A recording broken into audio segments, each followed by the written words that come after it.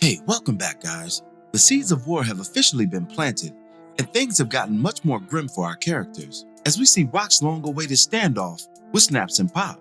And through their exchange, we witness just how deep the rabbit hole goes as it pertains to their power and influence over the drug trade. I'm here to break it all down in typical Top 10 WTF fashion. Before we begin, be sure to hit the like button, subscribe, and bell notification to immediately receive these videos. Also, big thank you to all of my channel donors. If you'd like to be the next one, drop $1 on that Cash App for us. And lastly, a spoiler alert is now in effect for all things power. Here we go. WTF moment number 10, We Killers Incorporated. The episode unfortunately begins with Lulu on a drunken rant in Rock's front yard. The younger Thomas carries on about how he's a killer, how she made him that way, and how he wants everyone, including her neighbors, to know it. Rock hurries to her front door and forces her brother inside to get some much needed rest, but not before he belts out loudly one last time, cause we killers, yo, which is almost hilarious, but sad if you know what I know. WTF moment number 9, Rage of the Unheard. Later in the episode, Rock has a business meeting with Terry, who's over the transportation side of the Chinese restaurant she's trying to infiltrate with her product. She lays out a fair deal for usage and delivery of his trucks, but as it does with all businessmen in America, greed intervenes, and Terry tries to force Rock's hand to get the same deal as the old man. However, his brother has other plans and hilariously tries to steer the conversation towards his own ideas. But Terry, through ignoring his brother, only infuriates him further as he rage quits out of the meeting and even threatens to tell their dead mother about his brother's transgressions.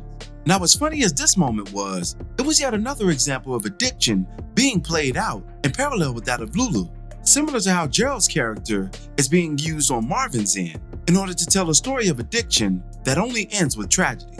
WTF moment number 8, Southside Ambush. After gaining more information on Kanan's operation and observing it firsthand, Marvin sets out to discover just what his delivery driver is moving within that backpack. He throws the young driver off of his bike and searches his bag, only to find a few bricks in there that, as Marvin said, would get anyone time from 1 year to 9, depending on how communicative the offender was. This development was major for Rock and her business because it laid out plainly just who her true competition was, her very own son. WTF moment number 7, Howard About Them Apples. Captain Burke, the father of Howard's slain partner, returns on the scene yet again and has a little conversation with Mr. Bingham, Nicole's father.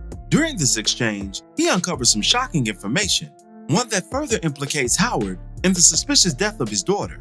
Mr. Bingham tells Captain Burke, without naming him outright, that it was a male police officer that came to sit with them and outline Burke's crimes against young girls, accusing her of preying on them and supplying them with drugs in exchange for information. Now, this development was critical to Howard's character and may just be the end of it come episode 9. WTF moment number 6, a hustle history lesson. Rock confronts Snaps and Pop about doing business with her son and demands that they stay away from him going forward. However, the elder retired couple have a few choice words for Rock, and Snaps in particular takes issue with her barging into his establishment and thinking that she's going to tell him how it's going to go. And he begins to outline just what he knows about her operation via her Italian connection, along with his foundational contributions to the game that Rock is playing herself, as only he could. And as a side note, Wendell Pierce, from an acting standpoint, killed this scene and brought us back to that bunk-like aura for which he's most revered in the first place, as he articulately laid down the law for Rock and apparently all of us to bear witness to. WTF moment number 5, a little Ronnie told me. The social worker assigned to Kanan's case pays him a visit at his other residence, only to find a shirtless Kanan laying up with a girl and his house freshly smelling like weed. The sight places the social worker in an authoritative state, and she demands that he return home, otherwise she'd return with the police in order to take him to a new home.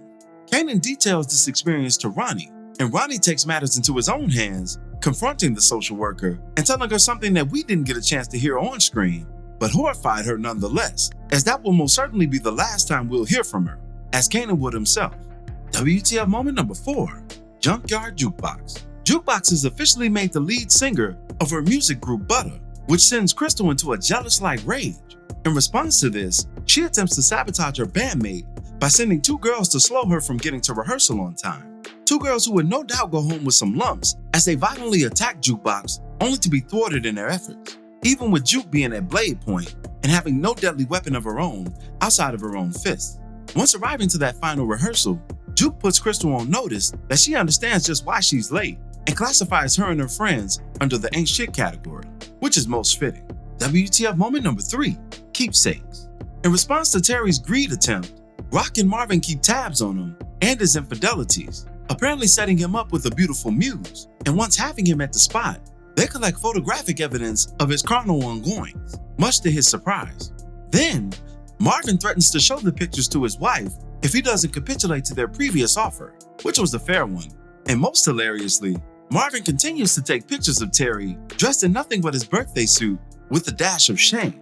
WTF moment number 2, Luicidal thoughts. A drunken Lou has an altercation in an alley with 2 unnamed figures who attempt to rob him. Surprisingly, Lou still has some of his criminal wits about him, as he ups the banger on the 2 lowly souls, sending them running in fear. But had they stayed just a second longer, they would have been able to overthrow Lou, as he falls to his back with liquor pouring all over him, and is later seen driving in a car, sipping that same whiskey, and staring at that same gun in a desirous fashion. It's official. Lou has hit the lowest point that we've seen him all series, and it's a point that this commentator fears that there'll be no coming back from. And WTF moment number 1, a dish best served cold.